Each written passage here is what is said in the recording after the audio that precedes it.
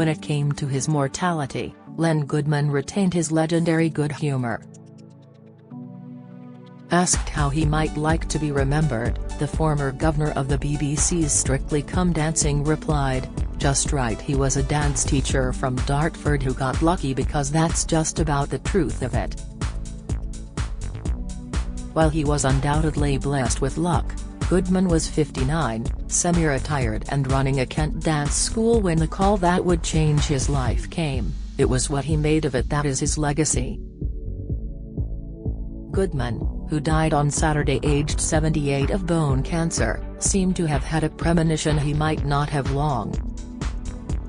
Speaking in December when he retired from the US version of Strictly Dancing with the Stars, he said, "My dad had the right idea. He loved gardening and he had a stroke while he was in the garden.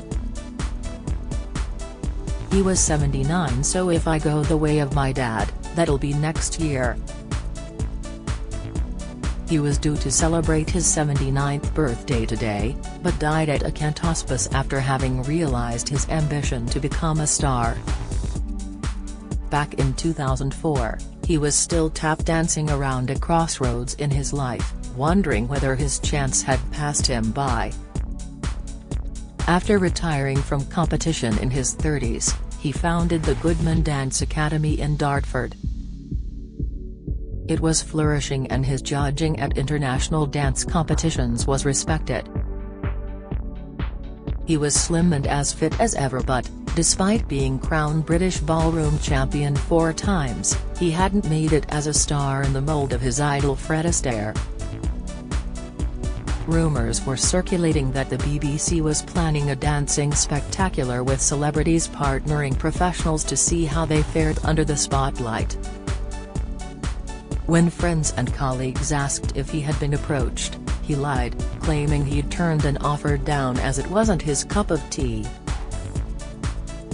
Then when Izzy Pick, producer of Strictly Come Dancing, finally called him, he jumped at the chance to join the panel and work with the legendary Bruce Forsyth. "Izzy got me to do a commentary on some couples dancing on a video and she seemed to like my slightly off-the-wall criticism," Goodman recalled. "I even started teaching her how to dance, whirling her around the tiny monitor room where we'd gone to watch the clips. But she gave no indication if she thought I suited the show, and afterwards I was really deflated. I felt sure it hadn't gone well." Don't miss Len Goodman's reason for leaving Dancing with the Stars. Latest, Strictly's Len Goodman predicted his death in haunting interview. Latest, Strictly's Motsi Mabuse breaks silence after Len Goodman dies. Latest, Len Goodman made heartbreaking confession to King Charles about family. Latest, Strictly judge Len Goodman died of rare cancer, says health body. Latest, Queen Camilla responds to Len Goodman's death. Latest, Len Goodman dead. Updates and tributes after star dies aged 78. Latest, when she offered him a job a few days later he leapt for joy, nearly bashing his head on the ceiling. "Here I was, about to enter my 60s, starting out on a whole new adventure and my first big job on TV. Not bad for the grandson of an East End barrow boy and somebody who had never wanted to be a ballroom dancer in the first place," he wrote.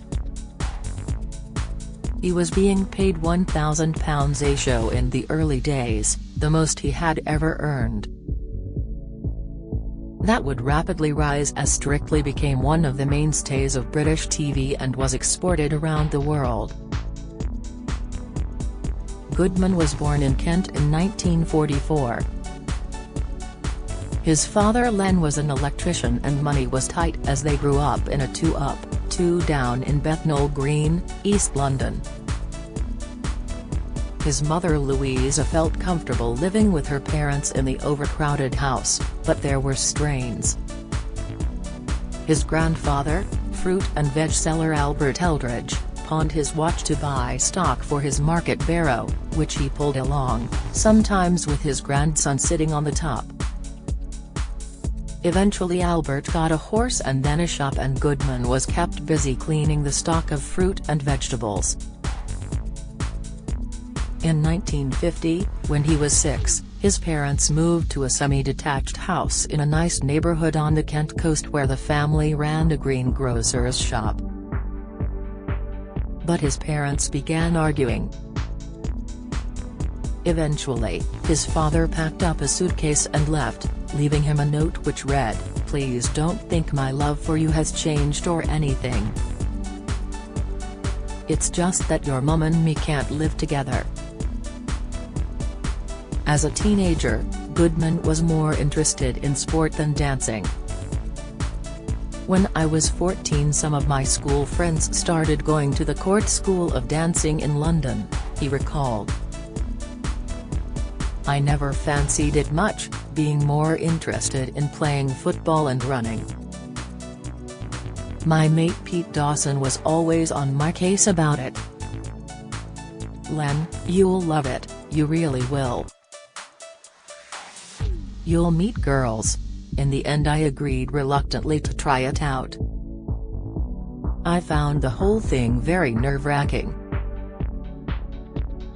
Eventually, however, as the weeks went by and I got to grips with the dancing, my confidence grew and I plucked up the courage to start asking different girls to dance.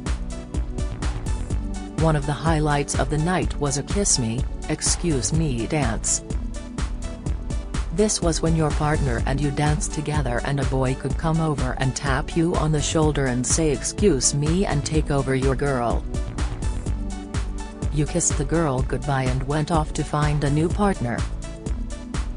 It was the modest beginnings of a career that would eventually win him titles such as Duel of the Giants, British Rising Stars, the British Exhibition Championships, 4 times, and the World Exhibition Championships in the early 1970s.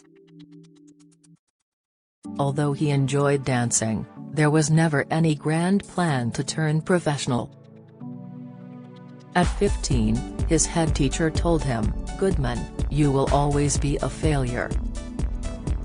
After school, he was apprenticed as a welder at the Harland and Wolff ship repair yard in North Woolwich, London, but by his late teens it was clear his fortune could be made on the dance floor. He started winning competitions and was becoming known on the circuit. The work ethic instilled in him as a boy was paying off. Strong and muscular, but light on his feet, he kept his back straight and his chin high. When he was in his late 20s he won the British Championships in Blackpool. His hero was Fred Astaire. When Fred got to Hollywood he was sent a note after his first movie audition that said "Can't sing, can't act, going bald, but can dance a bit." And he still became a huge star, Goodman remembered. "In my case, my dance teacher Nina Hunt said I was like an oaf after she'd seen me dance. I think she was the Strictly judge, Craig Revel Horwood of the 60s. But I suppose it was tough love." And improve he undoubtedly did. Later, for a TV documentary, Goodman tracked down one of the star's former dance partners, the U.S. actress Barry Chase. He also got to touch the shoes Fred wore in the 1935 box office hit Top Hat. "I got a bit stupid, a bit overexcited when I saw those shoes," he confessed. "I think I may have even kissed one of them, but it was genuinely a great moment for me." Fred Astaire was always in my mind when I was dancing. I was always trying to replicate his elegance. He always looked for that Astaire magic when mentoring the celebrities on Strictly, which he joined in 2004 before spending 12 happy years as the chief judge. Never afraid to speak his mind, he tried to look for the best in contestants and offered friendly encouragement to those who were genuinely improving. He often clashed with other judges when he felt they were being overly critical. Goodman's enthusiasm when awarding contestants a score of 7 points effectively turned the number into his catchphrase. Not that he was entirely a straight man, some of his best-loved remarks to celebrity contestants included, "You floated across that floor like butter on a crumpet, it was like watching a stork who'd been struck by lightning, and for me, you can't waft enough." When he finally bowed out of Strictly in 2016, he was at the top of his game, even though he was 72 and wanted to leave on a high. "There's nothing wrong at the moment," he said then. "I've still got my faculties, but it's a bit like gambling, you've got to know when to hold 'em and when to fold 'em." Away from the BBC studio, he evolved into a celebrity in his own right, comfortably chatting to the great and good from all walks of life at events up and down the country. He danced with Queen consort Camilla in 2019 and looked part of the royal circle. Rarely would an event pass by without someone calling out his catchphrase 7. As Strictly took off, Goodman found himself in demand across the pond on the US version, Dancing with the Stars, from 2005 until his retirement last November. For a while it entailed a grueling cross-Atlantic commute to film both shows. He retired to spend more time with his wife Sue and his grandchildren. Although he joked about being remembered as a dance teacher from Dartford, warm tributes have flowed since his death along with a few tears. BBC Director General Tim Davies said, "Len Goodman was a wonderful, warm entertainer who was adored by millions. He appealed to all ages and felt like a member of everyone's family." As his greengrocer granddad might have said, Goodman knew his onions. His aptly named memoir Better Late Than Never, From Barrow Boy to Ballroom, was published in 2009, and when fame finally came his way, he knew how to seize his opportunities. Goodman married original dance partner Cherry Kingston, but they divorced. He had a long-term relationship with a woman named Leslie, and their son, James, gave them 2 grandchildren, Alice, 7, and Jack, 4, with his wife Sophie. Goodman later married Sue Barrett and they remained blissfully happy. He once admitted, "The truth is I would have ended up a failure if a friend hadn't encouraged me to take up ballroom.